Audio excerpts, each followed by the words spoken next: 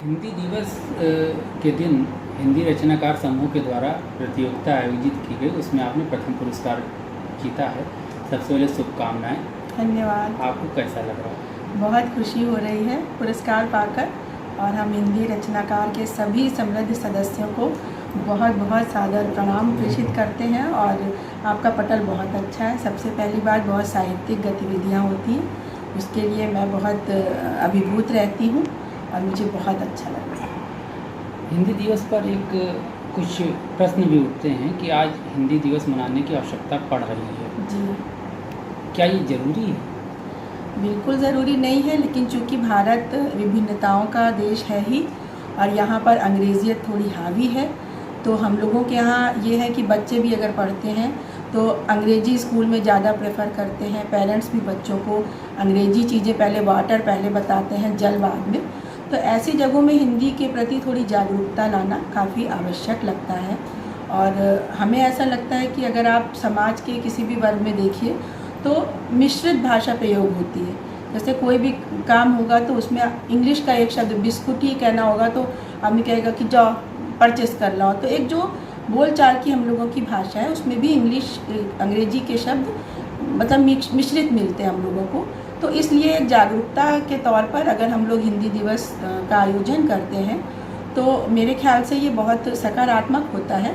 और इसी माध्यम से कई लोग ऐसे होते हैं जो बहुत उत्कृष्ट रचनाएं प्रस्तुत करते हैं और अपने अच्छे हम लोगों से विचार साझा करते हैं, जिसके कारण हमारी हिंदी को सम्मान मिलता है हर पटल पर। तो विश्व स्तर पे भी हिंदी काफ़ी सम्मानित की जाती है इन दिनों।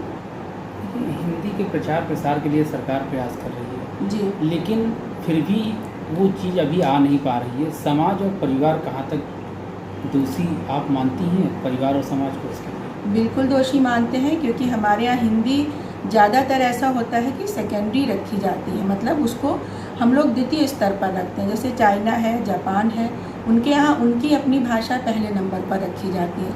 हम लोगों के यहाँ हिंदी कभी पहले नंबर पे नहीं होती है। हम लोगों के यहाँ अगर वो पानी की बोतल भी खरीदी जाती है तो वो बिस्लरी पहले लिया जाएगा, है ना।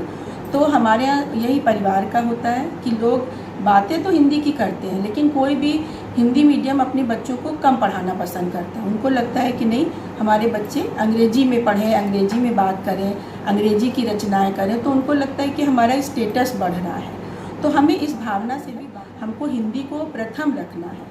और सरकार जो भी रही हैं हमारे मतलब प्राचीन काल से अभी तक जो भी सरकारें रही हैं, उनसे भी हम यही मतलब अभी तक सीखे हैं और समझ रहे हैं कि उनको भी हिंदी प्रथम रखना चाहिए। जैसे हमारे यहाँ जो भी अनुसंधान होते हैं सब में पहली भाषा अंग्रेजी होती है, फिर हिंदी होती है, और दोनों रखा जाता है ना।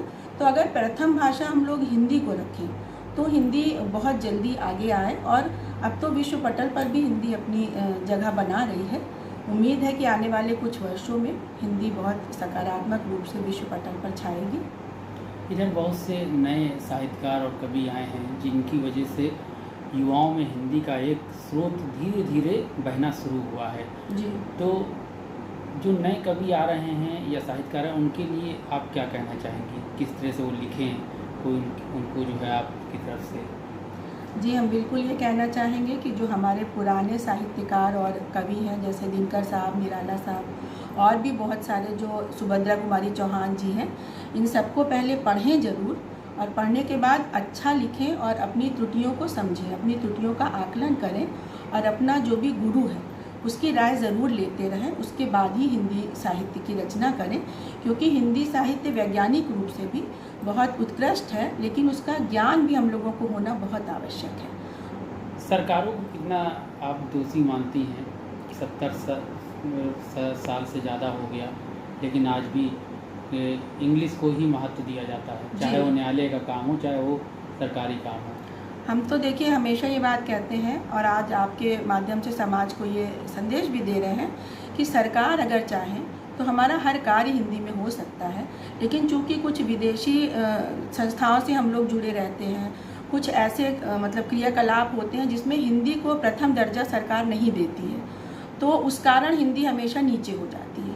अगर हमारी हिंदी को सरकार मतलब 100% लागू कर दे कि नहीं, आपको हिंदी में ही बोलना है, हिंदी में ही व्याख्यान देना है, हिंदी में ही कार्य प्रणाली रखनी है, तो निसंदेह हिंदी हमारी हमेशा सर्वोपरि हो जाए। लेकिन कहीं ना कहीं सरकार अंग्रेजियत को हावी कर लेती है, चाहे वो मतलब अचेतन में देखिए आप, तो अंग्रेजी लगता है कि नहीं अंग्रेजी सबकी समझ में आएगी तो अंग्रेजी पहले रखिए। बस मुझे लगता है ये चीज़ कम होनी चाहिए और हमें अपनी हिंदी को ही प्रथम स्थान देना चाहिए।